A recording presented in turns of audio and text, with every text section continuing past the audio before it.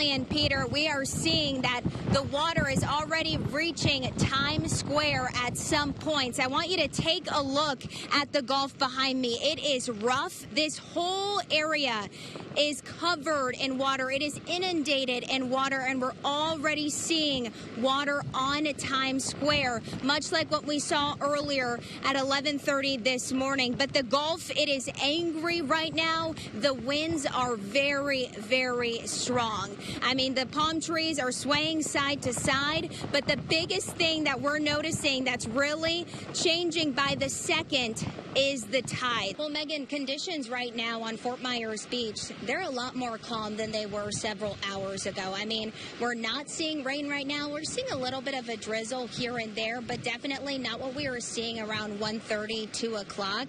We're still getting those consistent winds and those gusts of winds right now, but I want to show you what the Gulf looks like.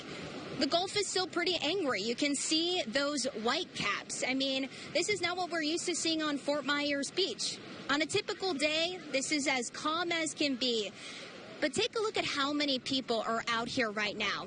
Once that rain ban left this area, a lot of people came back to the beach because the sun started peeking out again, and we have seen several people walking up and down Fort Myers Beach for the last hour or so. Some of them were surfers actually going in the water, and the water was a lot angrier several hours ago when we were seeing those intense gusts of wind and that intense rain. I mean, when you look at these beams, the water was crashing towards the top of these beams.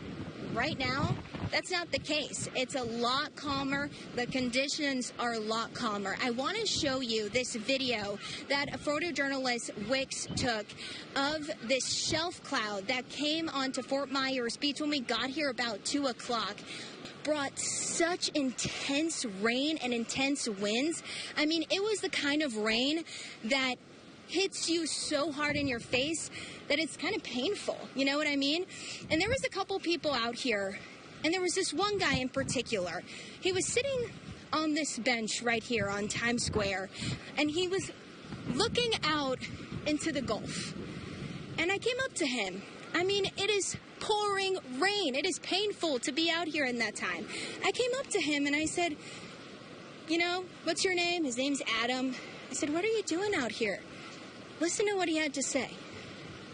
It's nice being out here, getting a little bit of exposure therapy, I guess. Just being here in the storm, kind of telling myself, like, it's okay, bad things have happened in the past, and I slowly see the water creeping up. So that's what was in my mind, is this is just the beginning. He wanted to be part of the elements after experiencing Ian and after experiencing Irma. He wanted to come out here and see the conditions for himself. Well, Kelly and Peter, right now the rain has died down. We haven't seen rain really in the last hour and a half, but we have seen consistent wind. Now, a big concern is storm surge. We saw it with Ian, and this is not going to be anything like Hurricane Ian, but it's still a concern because we're talking about 2 to 4 feet.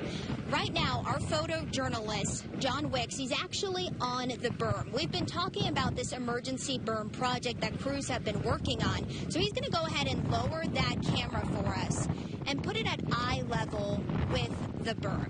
This stick you see in my hand right here, it's about 4 feet, a little shy of 4 feet, and we are right at sea level, just a little bit above sea level. I want you to imagine that where this stick is the water level. And if you look at it in the perspective of where that berm is, it's hitting right at the edge of that berm. So that is a good thing in a sense that 2 to 4 feet is what we're expected to see.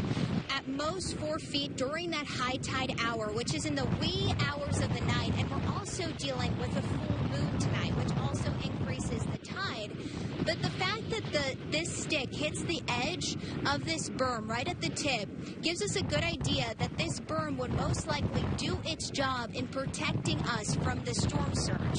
So I'm going to go ahead and have our photographer lift the camera up so he's not on the ground there. Christy, I know that you and photographer John Wicks just had to move a little bit because of some of the storm surge, some of that wind and rain really starting to pick up.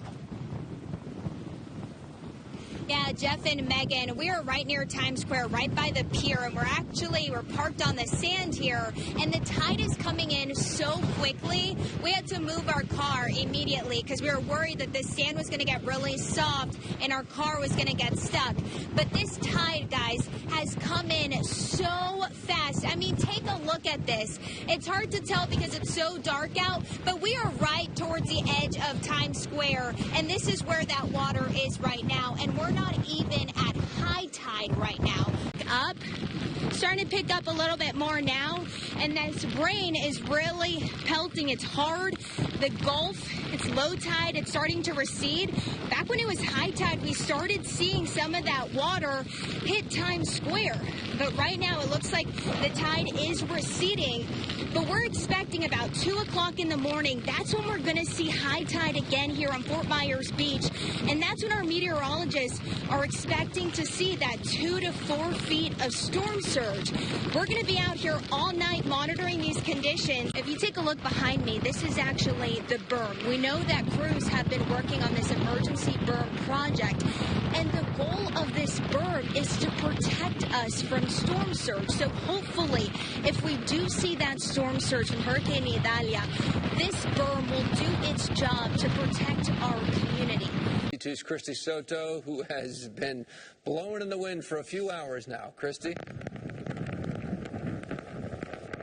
Definitely still blowing in the wind, Peter and Kelly, and this rain is also intensifying here on Fort Myers Beach. Now, earlier we were at Times Square, but that tide has come in so much, we had to get to higher ground because the Sterling Boulevard in this area of Fort Myers Beach is already flooded.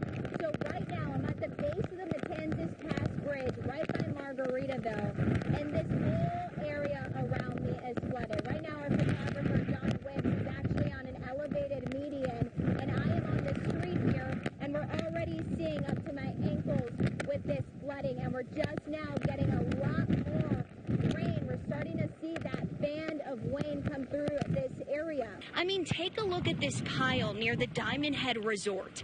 We're talking of mountains of debris with all kinds of things. We're looking at rebar, metal, mattresses, bricks, chunks of concrete. So when we think about tropical storm force winds, a big concern is if some of these things become projectiles with that wind. So that is something that we're monitoring here right now. And we have been watching these outer bands hit Fort Myers Beach. I mean, we have seen this intense rain. The winds are starting to pick up, and you can see the whitecaps behind me. I mean, the Gulf is angry right now. The headline here is those swells. We're seeing them. We're seeing that tide come in, and we're already seeing water on Times Square in Fort Myers Beach. Reporting live on Fort Myers Beach, Christy Soto, NBC2.